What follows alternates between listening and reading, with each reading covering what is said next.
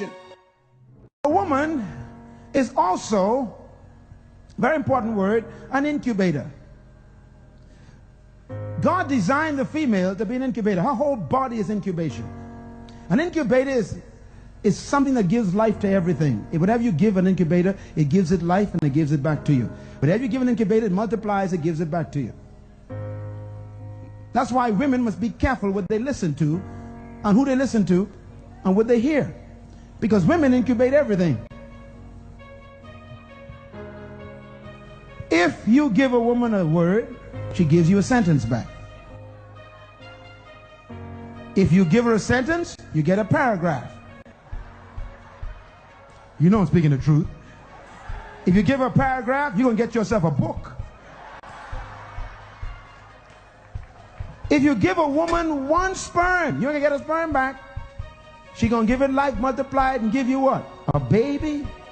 Millions of sperms. You give her a house, no problem. She'll give you a home. She makes it beautiful. She multiplies it, gives you a beautiful home. You give her groceries in a bag, she gives you a meal. You give her frustration, she multiplies it and gives you hell. A female is an incubator. That means she receives information, she expands it, and she gives it back to you. A female never keeps anything. Incubators do not keep anything.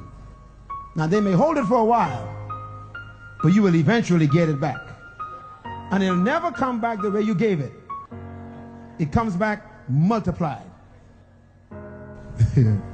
A woman will be under pressure for 20 years, and then one day, all of a sudden, she goes crazy on you. She cusses you and throws stuff at you, picks up the refrigerator and throws at you. She incubates everything. So if you give a woman gossip, you know, when the Bible talks about gossip, it usually refers to the female. You wonder why, huh? And why is it that a woman destroys with her mouth? Because a woman keeps multiplying stuff. So women, if you want to be a good wife, make sure you receive the right stuff.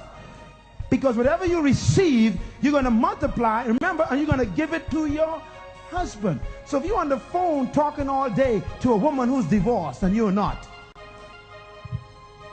if you talk to women whose marriages ain't working all the time and they keep talking to you, it's going to get into your womb, and then your husband come back and you start speaking negative and suspicious things to your husband, when in fact you were receiving that junk from your friend on the phone.